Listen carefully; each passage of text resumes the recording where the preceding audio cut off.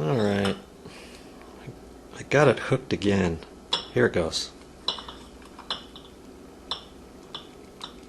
I think gotta get the chain end back in here. Doesn't seem like it's wanting to click. I think there might be I think there might be something wrong with the actual clicker.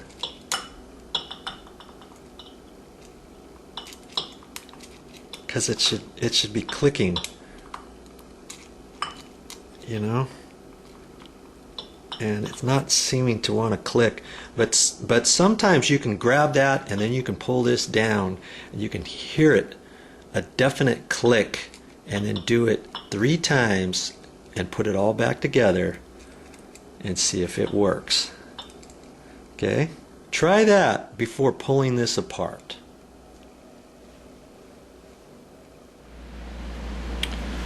Because this chain mechanism wasn't clicking, you know, because I couldn't pull that down. Sometimes you can get it and it will click and it'll be a definite click and snap back and then do it a couple more times. Okay, like I was explaining. But what I had to do is I had to pull this apart. You know, there's 2 little snap-ons, one on that side and one over here. Pull that apart, and then I twisted that middle thing 3 times because I was medium, so I went to slow, off, and then high. Okay, so now this chain here is not even going to ever work, and I don't really care if it works or not. I'm not going to replace this. I mean, you could replace this whole thing and redo the wires and all that kind of stuff, but why? If you've got the switch on the wall, as long as you have this pull chain or broken pull chain on high, you never care what happens at the ceiling fan again, because you've got the switch in the wall, you know, that will control the speed. And that's why you got to have it on high. This portion on high, because if you don't have this on high, now you can't adjust it with the fan speed properly, can you? Okay, so I'm just gonna put this back up there now, cross my fingers that I have it right, because if I did something wrong, I'm gonna have to pull it all apart and do it again. I think I got her. Let's go try it out. I'm just going to hook this back up. I'm not going to put everything back together yet, but look and make sure your pattern is lined up, because you don't want to snap this on the incorrect way, you know? Get it upside down or anything. Just take a couple moments and make sure you got it right. I'm just going to do that for now. Now I'm going to turn that on at the wall. Granted, I left the ceiling blade off. Let's just see here. I got to be careful it's not going to start going out around and stuff.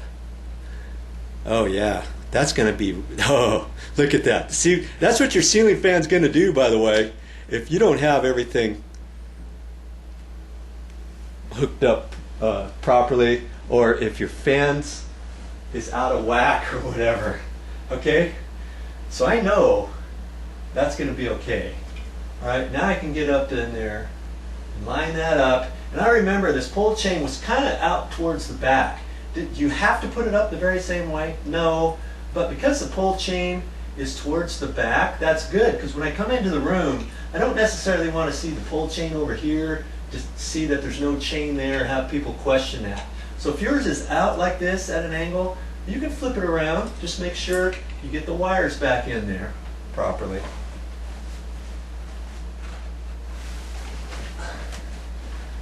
That's why I took the blade off, so I can get up right up in here. Just kind of, that was all tight. Want to make sure this doesn't get all messed up, you know. Got plenty of room. And let's see, was it like that or was it like that? I think it was over here. This. That'll And there's little, on this one, there's little nibs where the screws are, and then that tells you how high up you're going to push it. And you just kind of have to hold your mouth just right to get these screws started because they're so small. Okay. I'm just going to get them started first because I want to make sure that I don't put one up all the way tight and then find out that it's all bunched up on the other side, let's say, you know, or the other screws having problems going in. Well, it could be because you need to set and start the next screw first. Okay.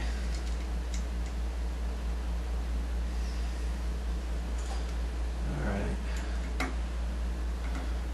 Had I have tightened that first one up first, this would still have been at an angle, and it might have kept me from being able to get this in screw in too. You know what I mean? So just spend a few moments on there. Now I can tighten this up. Just make it snug. Don't want to go so tight that you have to feel like you're going to break the screw. Push up all the way on it.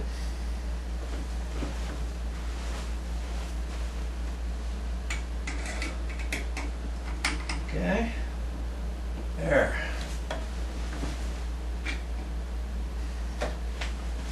Now I can go ahead and put my fan blade back up here. I put the screw in first and then kind of tilt this up like that. You can do it however you want. You know, makes it a little bit easier.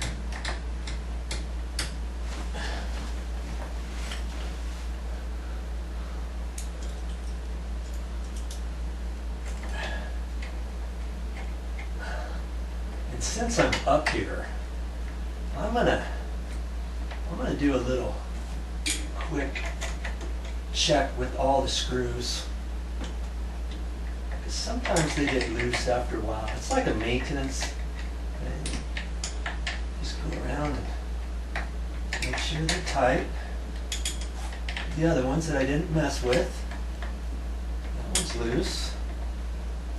I just tightened up one in a different room, and these screws on one blade were about ready to fall out, and I lifted it up a little bit and one fell down because it was so loose. Once they get loose, that one's loose right there too.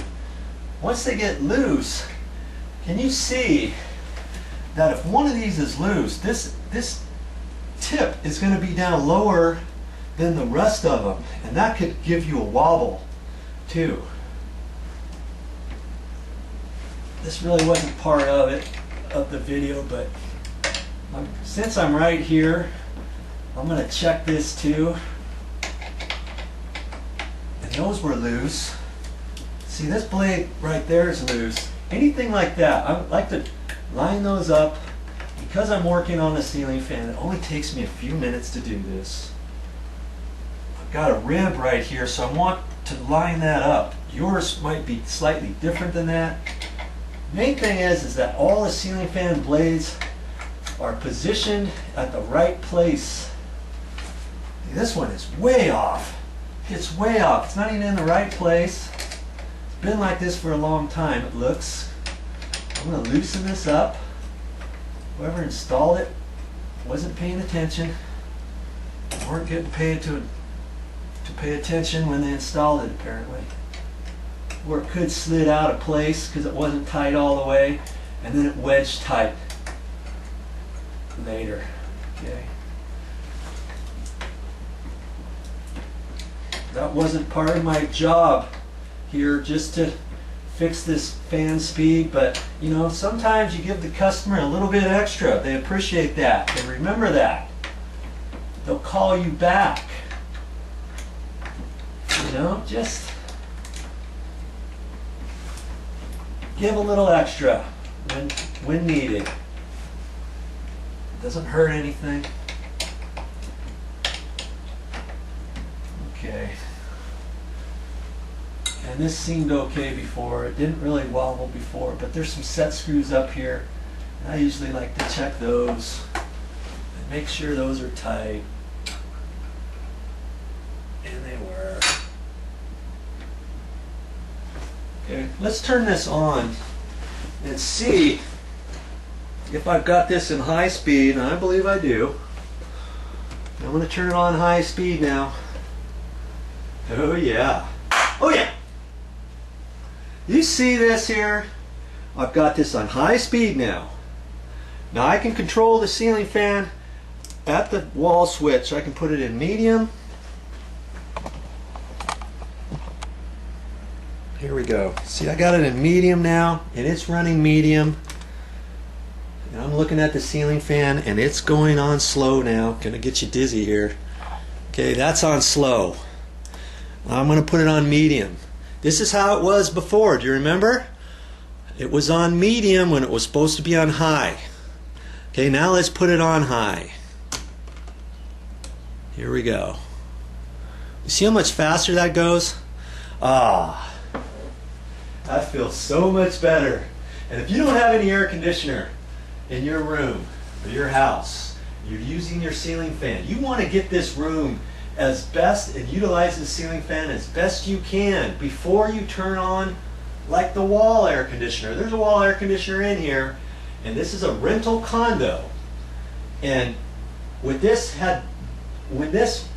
being on medium before, people automatically are going to turn on the air conditioner no matter what degrees it is in here because they don't feel the air that much.